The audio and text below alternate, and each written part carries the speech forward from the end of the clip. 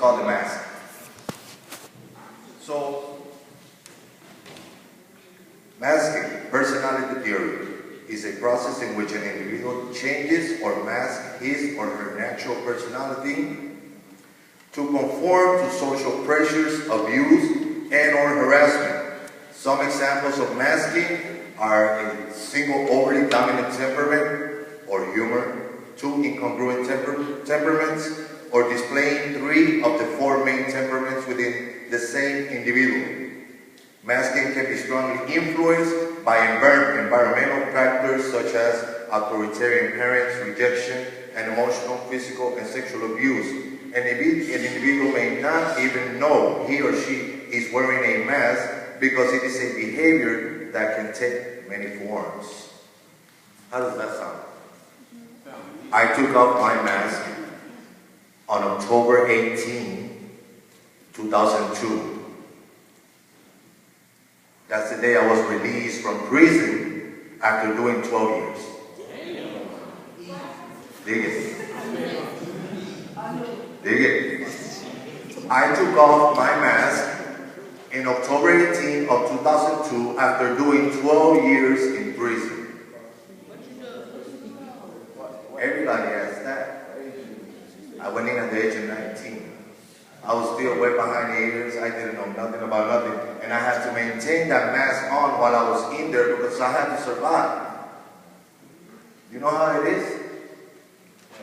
What I did different though was that when I was in there trying to survive, and I do not mean to say that I was a saint because I was not, but I did go into college while I was in there. Obtained 2 associate's degrees through McMurray College.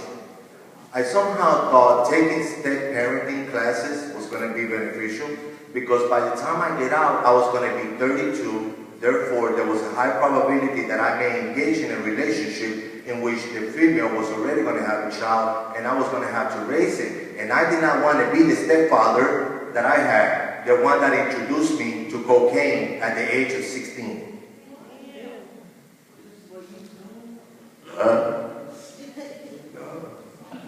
At the age of 16. What stepfather does that? But I needed to survive. I needed to make sure that when I got out here, I never returned back. Because one thing I learned in there is that everybody's wearing a mask. We are all wearing a mask. We don't talk to our parents the way we talk to the priest, the way we talk to the police, the way we talk to our friends, the way we talk to our cousins. We take a different personality with each individual. And that is conditioned upon us based on our environment.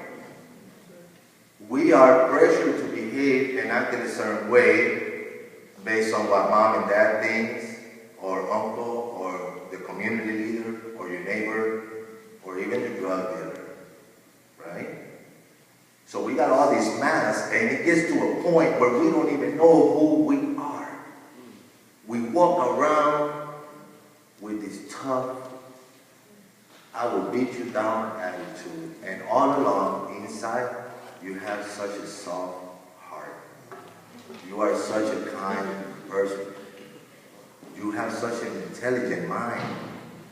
But you don't know that because you're too busy taking off and putting on everywhere you go, from one block to another, from one visit to another. You keep taking a mask off and putting another one on. It gets confusing. I was confused. There's one thing that is for certain out here. The one thing that is for certain out here is that if I do not take off that mask and I do not learn who I really am, how am I supposed to make it out here? How am I supposed to be successful? Am I going to be one of those that's in and out of prison because I don't know how to take that mask off? No, that's not the life that I want. In order for me to be a productive member of society, impacting communities in a positive way, I have to be real with myself and I have to be real with you. That's the only way it's going to happen.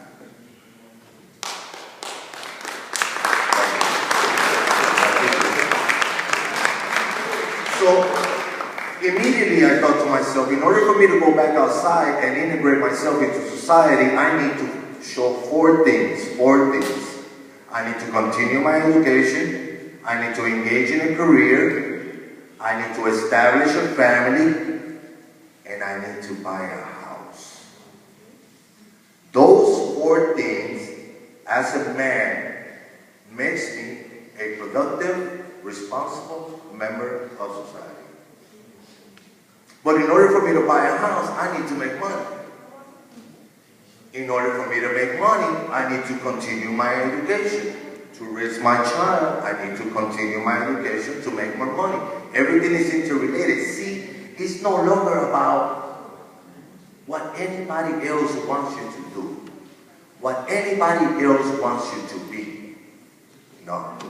From this point forward is what you want to be to yourself. From this point forward, it isn't about moms and dads or cousins or my bro in the hood. It isn't about that. Because none of them are going to put the dollars in your pocket that are going to stay there. We can make easy money, but that's how easy it goes, right? We all know that. We've seen it. We all know that. We need money that's going to stay in our pockets forever. I make a decent amount of money working at the university. I'm doing what I love doing, which is reaching out to people, ensuring that I can plant the seed to let you know that it's about time that you take responsibility for yourself in understanding where you're going to be at 5, 10, 15, 30 years from now. See, at the age of 32, I came out with nothing. At the age of 32, I had my first driver's license in my whole life. My first car in my whole life. At the age of 32, are you going to wait till you're 32 years old to start life? Really? That don't even make no sense. That's like 12 years, 13 years lost that you did nothing. Why not start now? I am going to be 44, and I would like to know that at the age of 44, each and every one of you have accomplished so much, you're already thinking about retirement. I can do that. I'm going to be working until I broke because I took my time, because I did not pay attention, because I kept changing that mask instead of being who I am as an individual. I put 4 goals on the table in 2002, and in 2005, I had a bachelor's degree. I had a son, 1-year-old. I owned a condo in Cicero, and I was a social worker. 3 years. In 3 years, I set the goal and I made it happen. Then I said I'm going for my master's. And in 2008, I got my master's. And then I said I'm going to open my own nonprofit. I did it, but I was running one. I was running a $440,000 million nonprofit that houses homeless men, women, and children in Little Village. 440,000.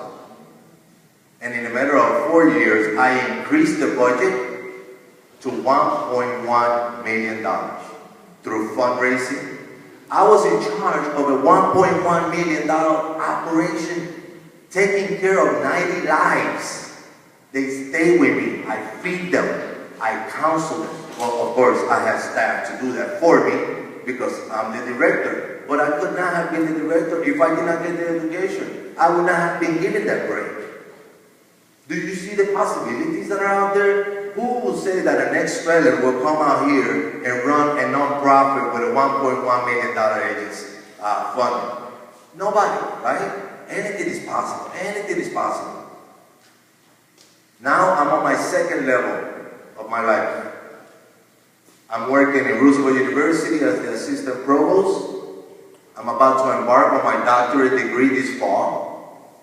And my goal is to end the rest of my life as a professor, teaching. I set the goals, I completed them. I made them happen. You are in charge. You can make it happen. You cannot blame anybody. You cannot point the finger at anybody. This is all up to you, not as a group, not as a couple, but as an individual. Your life. You are here today because you are about to embark in a exciting one. You're going to enjoy the enrichment of cultures in a university setting. I hope that you get to stay in campus. That's a very big, important part of development. For our Latino brothers and sisters, go to campus. Don't stay at home. Don't stay at home. You're going to be missing out a lot. I know how it is. Mom and pops wants to stay home and work. And no, it's not about mom and pops no more. It's about you and where you're going to be at. Because if you don't take care of yourself, when mom and pops are in the elder years, who's going to take care of them? But you, because you have the money in your pocket to do so. I am very proud that you guys made the commitment to be here today. Enjoy the camaraderie, learn a little bit, and take something with you and pass it along to the next person. Because you are responsible for the next person. You are responsible. Guess why? Because if he or she doesn't make it, they will have an impact on our economy, a negative one. They're not paying taxes.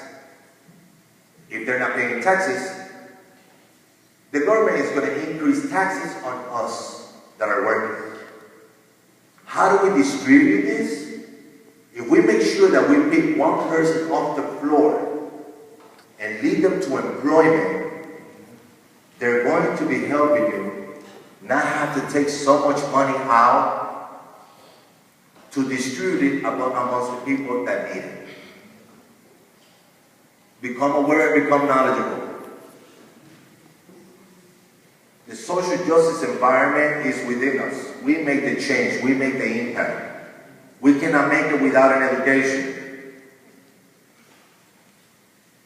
I hope that I have captured your attention and that you go away thinking about how powerful you are. Don't wait until you're 32 to take the mask off. Everybody at one time, take your mask off right now. Come on, come on, take the mask off. Take it off. Everybody. You guys took it off? Take the mask off. Take it off. Thank you. Have a great day.